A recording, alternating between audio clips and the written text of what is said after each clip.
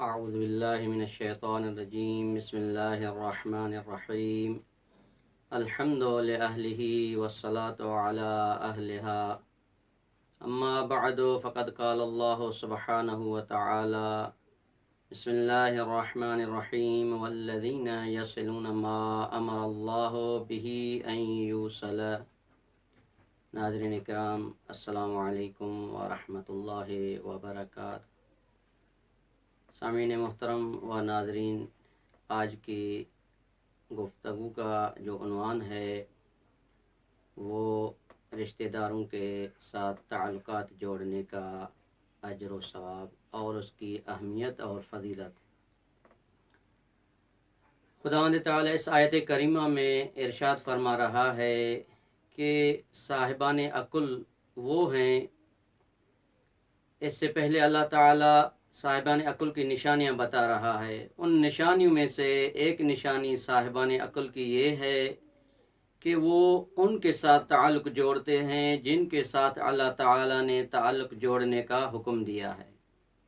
یعنی انسان اپنی مرضی کے ساتھ تعلقات قائم نہ کرے۔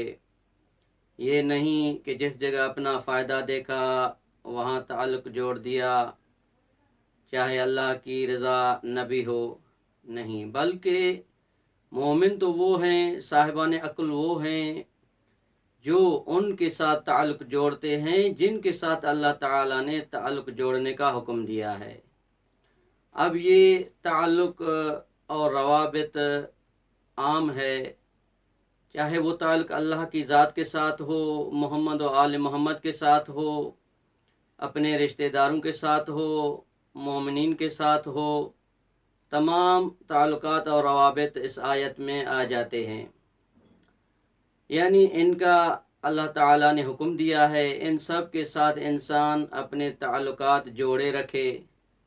ان کے ساتھ تعلقات جوڑے رکھنے کا مطلب یہ ہے کہ ان کے حقوق ادا کرے، یعنی اللہ تعالیٰ کے جو حقوق ہیں ان کو انجام دے۔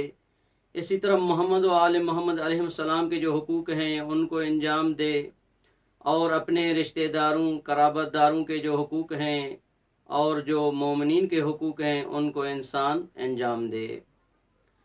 آج ان حقوق میں سے رشتہ داروں کے حقوق بیان کریں گے، ان کی کتنی اہمیت ہے، رشتہ داروں کے ساتھ تعلقات کیسے ہونے چاہیے، ان کے ساتھ روابط اور تعلقات کا کتنا اجر ہے، ثواب ہے اور کتنی اہمیت ہے۔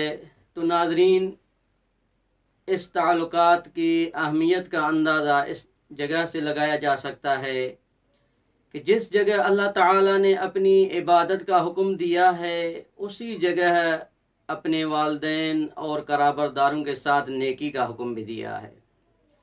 اسی طرح جس جگہ اپنے بارے میں ڈرنے کا حکم دیا ہے اسی جگہ رشتہ داروں کے بارے میں بھی ڈرنے کا حکم دیا ہے۔ یعنی جہاں اللہ تعالیٰ کے اپنے حقوق ہیں اسی جگہ رشتہ داروں کے حقوق بھی ہیں۔ تو جس طرح اللہ تعالیٰ اپنے حقوق کے بارے میں پوچھے گا، اسی طرح رشتہ داروں کے حقوق کے بارے میں بھی اللہ تعالیٰ قیامت کے دن پوچھے گا۔ تو ناظرین محترم، یہ صلہ رحمی ایک ایسی چیز ہے جس کی بہت اہمیت ہے، فضیلت ہے، اور ہمارے معاشرے میں اس کی طرف کم ہی توجہ دی جاتی ہے۔ اس حق کو اہمیت نہیں دی جاتی، رشتہ داروں کے ساتھ تعلقات اچھے قائم نہیں کیے جاتے، حالانکہ قرآن و احادیث میں اس کی بہت اہمیت ہے، فضیلت ہے۔ اس کا اندازہ اس جگہ سے ہی لگایا جا سکتا ہے کہ جس جگہ اللہ تعالیٰ نے اپنی عبادت کا حکم دیا اسی جگہ والدین اور قرابت داروں کے ساتھ نیکی کا حکم دیا۔ اور اللہ تعالیٰ کہتا ہے کہ میں رحمان ہوں، اور یہ رحم جو ہے، رشتہ دار جو ہیں، ان کو میں نے اپنے نام سے نکالا ہے، اپنے نام سے اخذ کیا ہے۔ تو یہ رحم، یہ رشتہ دار عرش میں معلق رہتے ہیں اور کہتے ہیں کہ اے بار الہ، جو بھی ہم سے تعلق جوڑے تو بھی اس سے تعلق جوڑ، اور جو بھی ہم سے تعلق توڑے تو بھی اس سے تعلق توڑ۔ اور اسی جگہ ایک اور مقام پر اللہ تعالیٰ ارشاد فرماتا ہے وَإِيتَاءِ ذِي الْقُرْبَى، یعنی وہ اپنے رشتہ داروں کے حقوق ادا کرتے ہیں، ان کو ضروریات کی چیزیں دیتے ہیں۔ تو پیغمبر اسلام بھی جب اس دنیا سے جا رہے تھے، پیغمبر اسلام نے وصیت فرمائی کہ میں جو موجود ہیں اور جو غائب ہیں، یہاں تک کہ جو قیامت تک آئیں گے، ان سب کو میں وصیت کرتا ہوں کہ اپنے رشتہ داروں کے ساتھ تعلقات جوڑے رکھیں، ان کے ساتھ صلہ رحمی کریں، کیونکہ یہ دین کا جز ہے، دین کا حصہ ہے۔ چاہے 1 سال کی مسافت پہ ہی کیوں نہ ہو رشتہ دار، پیغمبر اسلام فرماتے ہیں کہ ان کے ساتھ تعلقات قائم رکھو، ان کے ساتھ نیکی کرو، ان کے پاس انسان کا آنا جانا ہونا چاہیے، ان کے حقوق ادا کرنے چاہیے۔ یہاں تک فرماتے ہیں کہ سلو ارحامکم ولو بشربۃ من ماء، کہ اپنے رشتہ داروں کے ساتھ صلہ رحمی کرو، تعلق جوڑو، چاہے 1 گھونٹ پانی کا ہی کیوں نہ ہو۔ سلو ارحامکم ولو بالسلام، اپنے رشتہ داروں کے ساتھ تعلقات جوڑے رکھو، چاہے سلام ہی کے ذریعے کیوں نہ ہو۔ یعنی انسان کم سے کم اپنے رشتہ داروں کے ساتھ بات چیت کرے، دعا سلام کرے، کبھی آتے جاتے ان کو سلام کرتا جائے، تو یہ کم سے کم مرتبہ ہے صلہ رحمی کا۔ یعنی کسی بھی صورت میں صلہ رحمی کو ترک نہیں کیا جا سکتا، یہاں تک کہ سلام ہی کیا جائے تب بھی صلہ رحمی کا حق ادا ہو جاتا ہے۔ ایک شخص پیغمبر اسلام کی خدمت میں آتا ہے اور کہتا ہے کہ یا رسول اللہ ما افضل الاسلام، اسلام میں سب سے افضل چیز کیا ہے؟ تو پیغمبر اسلام فرماتے ہیں الایمان باللہ، سب سے افضل ترین چیز جو ہے اسلام میں وہ اللہ تعالیٰ کی ذات پر ایمان لانا ہے۔ پھر وہ پوچھتا ہے ثم ماذا، اس کے بعد کیا ہے؟ تو پیغمبر اسلام فرماتے ہیں صلۃ الرحم، اللہ تعالیٰ کی ذات پر ایمان لانے کے بعد سب سے جو افضل چیز ہے وہ صلہ رحمی ہے، اپنے قرابت داروں رشتہ داروں کے ساتھ تعلقات جوڑے رکھنا۔ پھر وہ شخص پوچھتا ہے ای الاعمال ابغض الی اللہ، اے اللہ کے رسول مجھے بتائیں کہ اللہ تعالیٰ کو سب سے ناپسندیدہ چیز کون سی ہے، جس کو اللہ تعالیٰ دشمن رکھتا ہو، سب سے زیادہ ناپسند کرتا ہو؟ تو پیغمبر اسلام فرماتے ہیں الایمان الشرک باللہ، سب سے ناپسندیدہ چیز جو ہے وہ شرک ہے، کوئی اللہ تعالیٰ کا کسی کو شریک ٹھہرائے، یہ اللہ تعالیٰ کو ناپسند ہے۔ اس کے بعد پوچھتے ہیں ثم ماذا، پھر کون سی چیز ہے جو اللہ تعالیٰ کو سب سے زیادہ ناپسند ہے، مبغوض ترین ہے؟ تو پیغمبر اسلام فرماتے ہیں قطیعۃ الرحم، شرک کے بعد جو سب سے ناپسندیدہ ترین چیز ہے، عمل ہے اللہ تعالیٰ کے نزدیک، وہ قطع رحمی ہے، اپنے رشتہ داروں عزیز و اقارب کے ساتھ تعلقات ختم کر دینا، یہ اللہ تعالیٰ کو سب سے ناپسند ہے۔ اور اس کے بعد پیغمبر اسلام فرماتے ہیں کہ دیکھو اس حدیث میں صلہ رحمی کی کتنی اہمیت ہے، کتنا اجر ہے، ثواب ہے۔ پیغمبر اسلام فرماتے ہیں من مشى الى ذی قرابۃ لیصل رحمہ بنفسه ومالہ لیصل رحمہ اعطاہ اللہ اجرا 100 شہید۔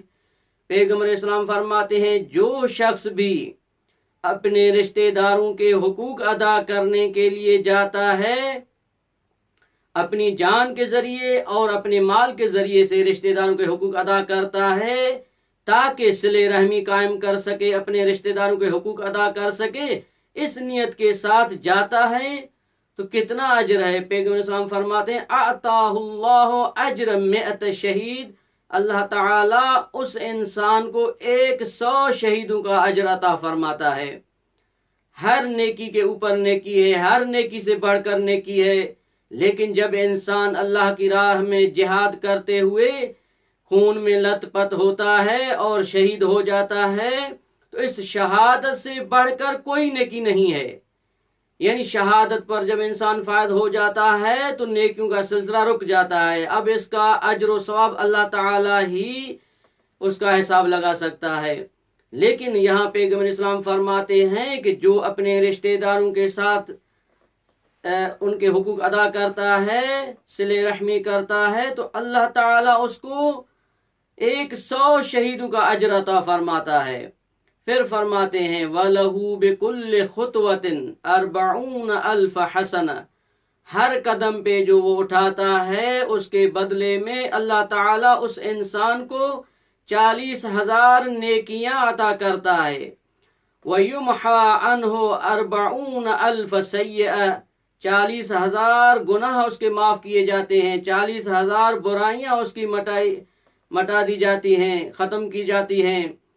وَيُرْفَعُ لَهُ مِنَ الدَّرَجَاتِ كَذَلِكَ، اسی طرح 40,000 درجات اس کے بلند کیے جاتے ہیں۔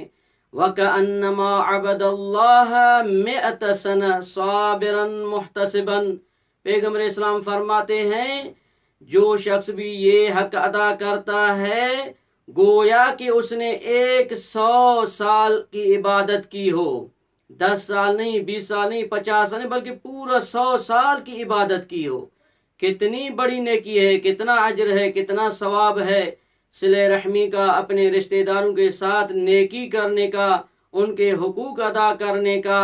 یقیناً جو شخص بھی ان حقوق کا خیال رکھتا ہے تو یہ خاندان میں، اپنی قوم میں، گھر میں محبت کا سبب بنتا ہے۔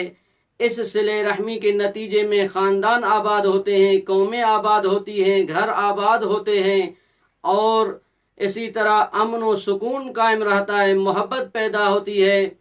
خداوند تعالیٰ سے دعا ہے کہ اللہ تعالیٰ ہمیں اپنے رشتہ داروں کے حقوق ادا کرنے کی توفیق عطا فرمائے۔ اور آخر میں یہ کہوں گا کہ رشتہ دار جو ہیں وہ 2 قسم کے ہیں، ایک جسمانی رشتہ دار ہیں اور ایک روحانی رشتہ دار ہیں۔ تو جس جگہ جسمانی رشتہ داروں کے ساتھ تعلقات قائم کرنے کا حکم ہے، تو اسی جگہ جو روحانی رشتہ دار ہیں، یعنی جن کے ساتھ ہمارا روحانی تعلق ہے، محمد و آل محمد علیہ السلام کے ساتھ ہمارا جو تعلق ہے وہ روحانی تعلق ہے۔ ان کی وجہ سے ہمارا ایمان مکمل ہوتا ہے، ان کی وجہ سے ہمارا دین مکمل ہوتا ہے، ان کے ہمارے اوپر احسانات ہیں۔ جس طرح پیغمبر اسلام فرماتے ہیں کہ انا وعلی ابوا هذه الامہ، میں اور علی اس امت کے باپ ہیں، تو وہ ہمارے روحانی باپ ہیں، ہمارے روحانی رشتہ دار ہیں۔ تو ان کے حقوق ہمارے جسمانی رشتہ داروں کے حقوق سے کہیں بڑھ کر ہیں۔ تو اللہ تعالی ہمیں محمد و آل محمد اور سادات کے اور مومنین کے اور رشتہ داروں کے حقوق ادا کرنے کی توفیق عطا فرمائے۔ انشاءاللہ اگلی قسط میں بتائیں گے کہ وہ کون سے حقوق ہیں جو رشتہ داروں کے ہمارے اوپر ہیں۔ وما علینا الا البلاغ المبین۔